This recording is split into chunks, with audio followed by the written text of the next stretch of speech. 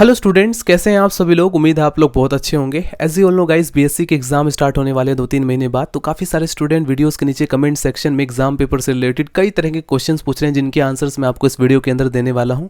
कुछ स्टूडेंट बोल रहे हैं कि सर बीएससी के एग्जाम से रिलेटेड जितने भी इंपॉर्टेंट क्वेश्चन हैं उनकी लिस्ट बनाकर उन पर एक वीडियो बनाइए, ताकि हमें एक आइडिया मिल सके कि हमें किन किन क्वेश्चंस को प्रिपेयर करना है। तो आगे आने वाली वीडियोस के अंदर मैं इन पर वीडियो बनाने वाला हूं। फिलहाल आज के इस वीडियो के अंदर आपके क्वेश्चंस के आंसर मैं देने वाला हूं, और साथ ही साथ हम डिस्कस करेंगे अगर आप बीएससी का एग्जाम दे रहे हैं, अगर आप लोग चाहते हैं कि आपके अच्छे मार्क्स आएँ, तो किन किन बातों का आपको ध्यान रखना है। सो पहला क्वेश्चन है, क्या हम बीएससी का जो एग्ज़ाम है वो हिंदी में दे सकते हैं या इंग्लिश में दे सकते हैं। तो इसमें आपको सबसे पहले तो ध्यान देना होगा, बहुत सारे ऐसे कॉलेज यूनिवर्सिटी है जहाँ पर इंग्लिश ही इंपॉर्टेंट रहता है। मतलब वहाँ पर आपको ऑप्शन नहीं दिया जाता कि आप लोगों को हिंदी सेलेक्ट करना है या इंग्लिश सेलेक्ट करना है। तो कुछ कॉलेज तो ऐसे हैं जहाँ पर इंग्लिश मैंडेटरी है, लेकिन कुछ कॉलेज ऐसे हैं जहाँ पर आप एग्ज़ाम फॉर्म जब फिलअप करने जाते हैं तो वहाँ पर आपको ऑप्शन मिलता है कि आप एग्ज़ाम हिंदी में देना चाहते हैं या इंग्लिश में देना चाहते हैं। तो इन कंडीशन में अगर आप हिंदी में कंफर्टेबल हैं तो आप लोग हिंदी में भी सिलेक्ट कर सकते हैं। अगर आप इंग्लिश में एग्ज़ाम देना चाहते हैं तो इंग्लिश भी आप लोग सिलेक्ट कर सकते हैं। कुछ कॉलेज में ऑप्शन होता है, कुछ कॉलेज में ऑप्शन नहीं होता है। नंबर सेकंड क्वेश्चन है कि स्टूडेंट ने मुझे इंस्टाग्राम पर डायरेक्ट डीएम करके क्वेश्चन पूछा है कि सर, एक ऐसा स्टूडेंट जो कि बीएससी एग्जाम पेपर की रिटन कॉपी में इंग्लिश में लिख के आता है और एक ऐसा स्टूडेंट जो कि रिटन कॉपी में हिंदी में लिख के आता है, तो क्या इन दोनों के कंपैरिजन में इंग्लिश वाले को ज़्यादा मार्क्स मिलेंगे। तो अगर आप ये क्वेश्चन अपने प्रोफेसर से पूछेंगे तो हो सकता है कि वो आपको इस तरह का जवाब ना दें, क्योंकि कॉन्सेप्ट को लैंग्वेज से कोई फर्क नहीं पड़ना चाहिए। मैं भी इस बात को फॉलो करता हूं कि अगर आप कोई कॉन्सेप्ट को हिंदी में लिख के आ रहे हैं या इंग्लिश में लिख कर आ रहे हैं, बस आपका कॉन्सेप्ट सही होना चाहिए, आपको उतने ही मार्क्स मिलेंगे जितना कि इंग्लिश वाले को मिलते हैं। बट गाइस, पर्सनली जो मेरा एक्सपीरियंस है, जैसा कि मैं बीएससी, एमएससी, यहाँ तक कि बीएड में भी एग्जाम देकर आ चुका हूँ और इंग्लिश में लिख कर आ चुका हूँ, तो इससे मुझे एक आइडिया मिल चुका है स्टूडेंट कि जितने भी स्टूडेंट इंग्लिश में लिख कर आते हैं उनको ज़्यादा मार्क्स मिलते हैं as comparison of Hindi student. तो इस बात का आप लोग ध्यान रखें, अगर आप लोग इंग्लिश लैंग्वेज में लिखने में सक्षम है तो आप लोगों को इंग्लिश में ही देना चाहिए, राइट। अब यहाँ पर कई सारे ऐसे स्टूडेंट होते हैं जो कि यूपी बोर्ड से 12th पास करते हैं और बीएससी में एडमिशन ले लेते हैं। तो ऐसे स्टूडेंट इंग्लिश में डायरेक्टली नहीं लिख सकते। फर्स्ट ईयर के स्टूडेंट हो तो वो डायरेक्टली नहीं लिख सकते, उनको थोड़ा सा प्रैक्टिस की ज़रूरत पड़ती है। तो उनको क्या करना पड़ता है, फर्स्ट ईयर में आप लोग हिंदी इंग्लिश मिक्स करके लिखें। मतलब ऐसा नहीं कि आप लोग डायरेक्टली इंग्लिश लिखना स्टार्ट कर देंगे, आप लोगों को हिंदी इंग्लिश मिक्स लिखना है फर्स्ट ईयर में। सेकेंड ईयर में आप लोग इंग्लिश में लिख सकते हैं। जस्ट मैंने भी ऐसा किया था, मैं भी एक यूपी बोर्ड का स्टूडेंट था। तो उस कंडीशन में फर्स्ट ईयर मैंने एग्जाम दिए थे हिंदी इंग्लिश मिक्स में, और सेकेंड ईयर मैंने इंग्लिश में लिखा था। तो आप लोग भी इसी प्रकार से कर सकते हैं। बट गाइज, ये जो सेकेंड क्वेश्चन था ये मैंने पर्सनली एक्सपीरियंस किया है कि अगर आप इंग्लिश में एग्जाम देते हैं तो आपको ज्यादा मार्क्स मिलते हैं। नंबर थर्ड क्वेश्चन आता है, can we use colourful pen in BSc exam. BSc exam में क्या हम कलरफुल पेन यूज कर सकते हैं हेडिंग डालने में, डायग्राम बनाने में। तो यस, आप कर सकते हैं। रेड पेन आप लोग छोड़ सकते हैं, बस रेड पेन आप लोग छोड़ दीजिए, क्योंकि जो एग्जामिनर होता है वो इसी से ही आपकी कॉपी चेक करता है। बाकी आप सभी तरह के पेन यूज कर सकते हैं, पिंक भी, यानी बहुत सारी वैरायटी है, उनको आप लोग यूज करके डायग्राम अच्छे बना सकते हैं, हेडिंग्स वगैरह डाल सकते हैं, या आप लोग हाईलाइटर यूज करके हाईलाइट भी कर सकते हैं। इसके बाद क्वेश्चन नंबर 4, एक स्टूडेंट ने मुझे व्हाट्सएप पर क्वेश्चन पूछा है कि सर, मैं एग्जाम फॉर्म फिल करते वक्त मैंने इंग्लिश लैंग्वेज सेलेक्ट कर लिया था, बट मैं अभी पेपर हिंदी में देना चाहता हूं, तो क्या मैं दे सकता हूं।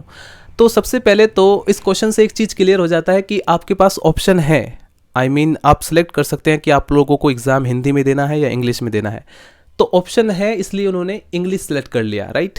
लेकिन वो हिंदी में देना चाहते हैं, तो क्या वो दे सकते हैं। तो यस, डेफिनेटली दे सकते हैं, क्योंकि स्टूडेंट एग्जामिनर जो होता है वो आपकी रिटन कॉपी को देखता है, वो आपके एग्जाम फॉर्म को नहीं देखता कि आपने वहाँ पर हिंदी में सेलेक्ट किया है या इंग्लिश में सेलेक्ट किया है।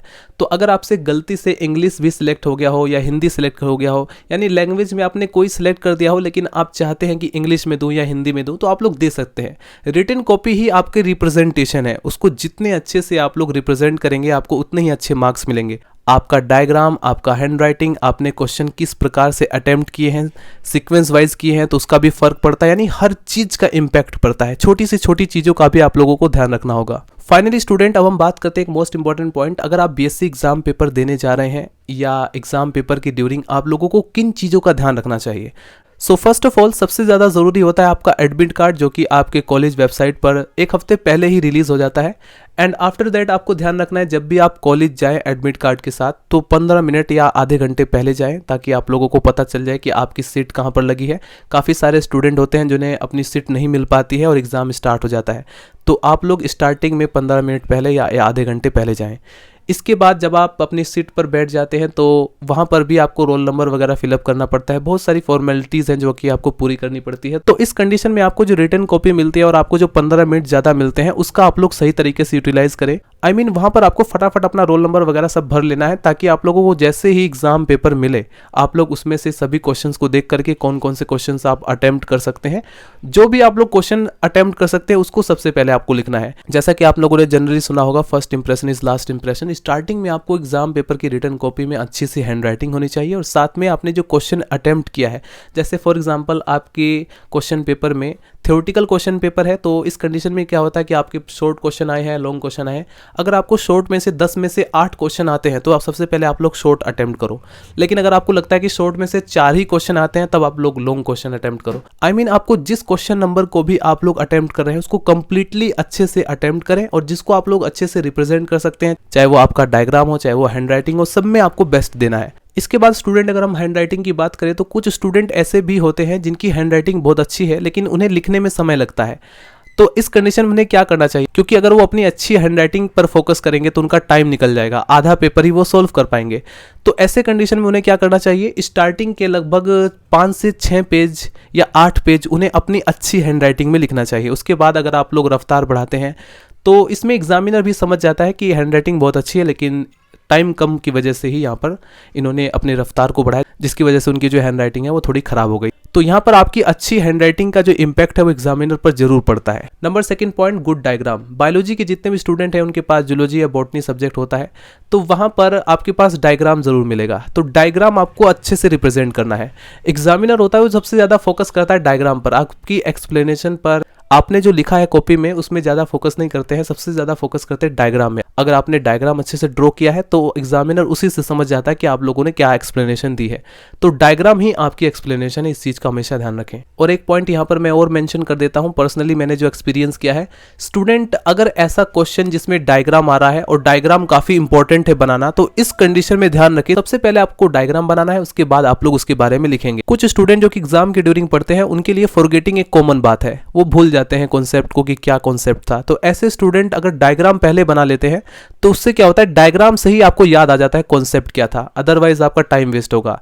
तो इसीलिए मैं आपको कह रहा था, लॉजिकल पॉइंट है कि आपको डायग्राम पहले बनाना चाहिए, क्योंकि अगर आप कुछ भूल भी जाते हैं तो उस डायग्राम को देख करके आप लोग याद कर लेंगे कि आपको लिखना क्या है, right. Number 3 point, take care your time. Student घर से निकलने के बाद और एग्जाम के खत्म होने तक ये जो आपका पूरा टाइमिंग होता है, ये सभी टाइमिंग की मैंने बात कर रहा हूँ, सिर्फ एग्जाम के ड्यूरिंग नहीं। आप लोगों को स्टार्टिंग से ही टाइम को मैनेज करना पड़ेगा। टाइम पे आपको कॉलेज पहुंचना पड़ेगा ताकि आप लोग अच्छे से एग्जाम दे सकें। हो सकता है इसका जो सेंटर है वो कहीं और हो, आपके कॉलेज में ना हो, तो इस चीज़ का स्पेशली आपको ध्यान रखना पड़ेगा। इसके बाद जब आप लोग रिटर्न कॉपी में रोल नंबर वगैरह फिल करते हैं तो उस कंडीशन में भी आपको अपने टाइम का ध्यान रखना होता है। इसके बाद अगर आप लोग देख लेते हैं कि आप लोग सभी क्वेश्चंस अटेम्प्ट करते हैं, तब सबसे बड़ी मुसीबत है। अब देखिए, आप लोग खुद से कंपैरिजन कीजिए। एक ऐसा स्टूडेंट जो कि क्वेश्चन पेपर को ओपन करता है और देखता है कि मुझे 10 के 10 क्वेश्चन आते हैं, राइट, तो इस कंडीशन में उस पर ज़्यादा बर्डन होगा, बजाय उसके कि एक ऐसा स्टूडेंट जिसे 10 में से सिर्फ 5 क्वेश्चन ही आते हैं। तो जिससे 10 में से 5 क्वेश्चन आएगा वो सिर्फ उन 5 पर ही फोकस करेगा और उसे पता है कि मैं इसको 2-2.5 घंटे में या 3 घंटे के अंदर अंदर कवर कर लूँगा। लेकिन एक ऐसा स्टूडेंट जिसको पता है कि मुझे पूरा पेपर आता है, तो उस कंडीशन में उस पर ज़्यादा बर्डन रहता है, उसको टाइम का ज़्यादा ख्याल रखना पड़ता है ताकि वो सभी के सभी क्वेश्चन को अटेम्प्ट करे, सभी क्वेश्चंस को उसको अच्छे से एक्सप्लेन करें। सो स्टूडेंट, ये वो बातें थी जो कि एग्जाम पेपर देने से पहले आपको ध्यान रखनी चाहिए। अगर आपका कोई भी डाउट हो तो आप लोग कमेंट सेक्शन में पूछ सकते हैं। आई होप इस वीडियो को देखने के बाद आपके बहुत सारे डाउट क्लियर हो चुके होंगे। मिलते हैं स्टूडेंट नेक्स्ट वीडियो में। Bye bye, Tata.